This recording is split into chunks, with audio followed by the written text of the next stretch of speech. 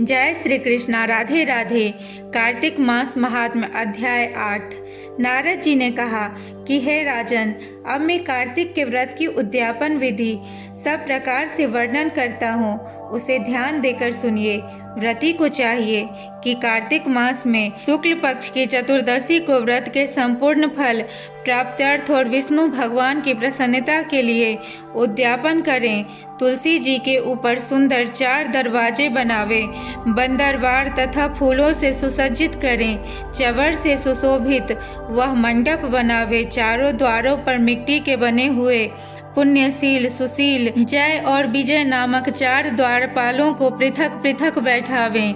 तुलसी की जड़ में 4 रंगों से सुशोभित उत्तम सर्वतोभद्र का चक्र बनावे। उसके ऊपर पंचरत्न नारियल रखें और शुद्ध वस्त्र से कलश को आच्छादित करें। उस कलश के ऊपर शंख, चक्र, गदा, पद्म और पीतांबरधारी लक्ष्मी युक्त विष्णु भगवान का पूजन करें।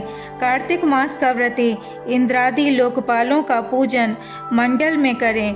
द्वादशी को विष्णु भगवान जागे थे। त्रयोदशी को देवताओं ने विष्णु भगवान का दर्शन किया था। चतुर्दशी तिथि को देवताओं ने उनका पूजन किया था।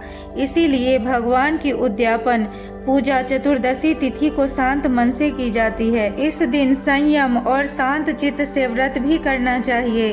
अपने गुरु के आज्ञानुसार सुवर्ण की मूर्ति बनाकर षोडशोपचार तथा विविध नैवेद्यादिकों से भगवान का पूजन करें। विविध प्रकार के मांगलिक गायन, वाद्य तथा कीर्तन करके उस रात्रि में जागरण करें। जो प्राणी श्रद्धा पूर्वक भगवान का कीर्तन करते हैं, उन लोगों के 7 जन्म के एकत्रित किए हुए पाप भी नष्ट हो जाते हैं। जो लोग जागरण करके प्रेम पूर्वक भगवान का कीर्तन तथा नृत्य करते हैं, उनको 1 सहस्त्र गोदान का फल प्राप्त होता है। जो प्राणी भगवान के सम्मुख नृत्य गान पूर्वक कौतुक करता है, उसके अनेक जन्मार्जित पातक तुरंत नष्ट हो जाते हैं। जो प्राणी विष्णु भगवान के सम्मुख नित्य गीतादिक कौतुक करता हुआ जागरण करता है तथा उनके चरित्रों का पाठ करके विष्णु भक्तों को प्रसन्न करता है, व्यर्थ की बातों का त्याग कर मुख से बांसुरी आदि बाजा बजाता है, इन भक्ति भावनाओं से युक्त जो मनुष्य रात्रि भर जागरण करता है, उसे करोड़ों तीर्थों के करने के समान पुण्य प्राप्त होता है। तदंतर पौर्णमासी को जो स्त्री सहित श्रेष्ठ 30 ब्राह्मणों को या केवल एक ही श्रेष्ठ ब्राह्मण को सपत्नीक सामर्थ्यानुसार पायसान भोजन करावे, क्योंकि इसी दिन विष्णु भगवान ने भक्तों को वरदान दिया था और मत्स्य रूप धारण किया था। अतः इस तिथि को दान, हवन, जप आदि जो कुछ भी विष्णु भगवान के निमित्त होता है, वह अक्षय फल देने वाला होता है। इसी कारण व्रती उक्त 1 या 30 ब्राह्मणों को पायसान भोजन करावे। अतः देवताओं के देवता विष्णु भगवान को तथा और देवताओं को अलग अलग प्रसन्न करने के लिए अतो देवा इन दोनों वैदिक मंत्रों से तिल और पायसान का हवन करें। उन ब्राह्मणों को अपनी सामर्थ्य के अनुसार दक्षिणा दें, प्रणाम करें। पुनः विष्णु देव की पूजा कर अन्य देवताओं तथा तुलसी का तथा कपिला गौ का पूजन कार्तिक व्रती सावधानी से करे। व्रत का उपदेश करने वाले सपत्निक गुरु तथा उन सपत्निक ब्राह्मणों का वस्त्र आभूषण आदि से पूजन कर क्षमा की प्रार्थना करें। प्रार्थना मंत्रों का अर्थ: आप सब लोगों की अनुकंपा से मुझ पर विष्णु भगवान सर्वदा प्रसन्न रहें। इस व्रत के करने से मेरे 7 जन्मों के किए हुए पाप भी नष्ट हो जाएं और मेरी संतान चिरंजीवी रहे।